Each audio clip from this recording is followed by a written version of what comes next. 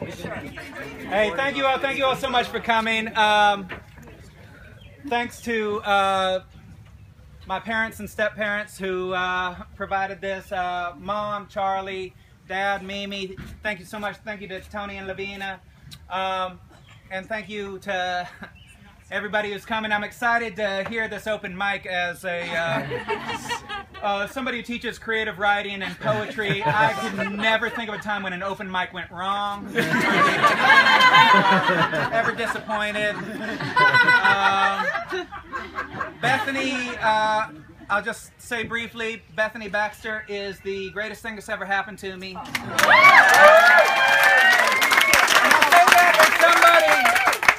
I've had a lot of good things that have happened to me.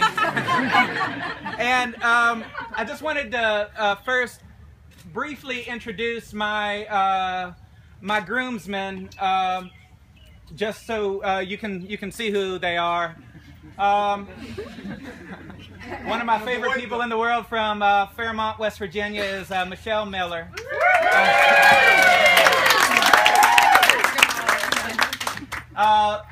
Michelle and I went to college together, and she has made a really great business for herself in a great place in the world, working for organized labor. She really believes in organized labor, which I continue to support. Prior to that, she really believed in the Howard Dean campaign and the John Kerry campaign.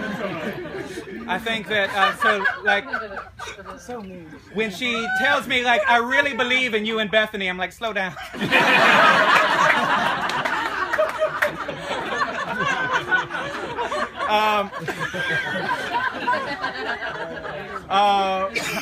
From Altoona, Pennsylvania, we have Nick Bilka.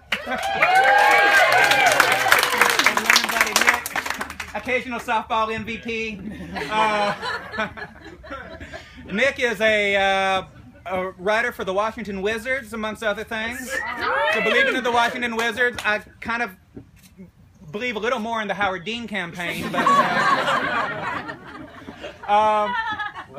no, Nick's a great guy, and we studied in. We had a TV show on campus together. We studied in Prague together. We talked together and had big dreams, but I don't think at any point we could have believed that one of us would be a frustrated writer and teacher and one of us would be a blogger for the Washington Wizards.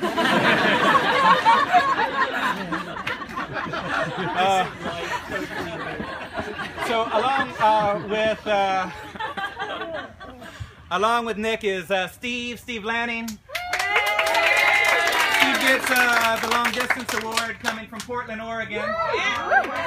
And Steve and Nick and I, at one point for our college TV show, we, as denizens of American University, we put on like headbands, and we had the Glory soundtrack, had a big AU flag, and invaded Catholic University. And so like we ran over and and we got the police called on us so quickly. It was really wonderful. Sorry. Oh yeah, once an eagle, always an eagle. So I can say that I'm not Episcopalian until tomorrow. So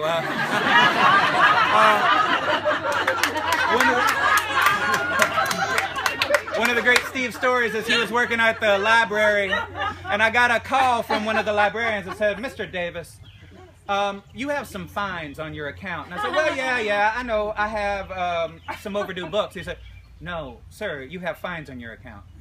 It says here you owe $150,000. I said, "No, I don't owe that. I have late books."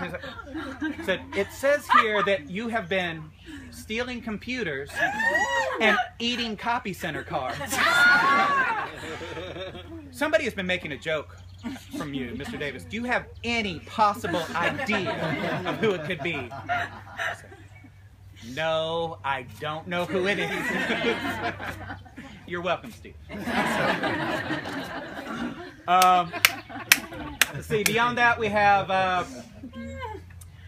David Shankula, who is not here actually. He had to go bring down somewhere else. Just No, he's taking care of his daughter, who's absolutely wonderful. And David is a very sarcastic man, those of you who know him. And Bethany swears she doesn't understand sarcasm, which I find very curious, because I think she might be marrying me. But she would say, like, so Willie, could you explain to me David? I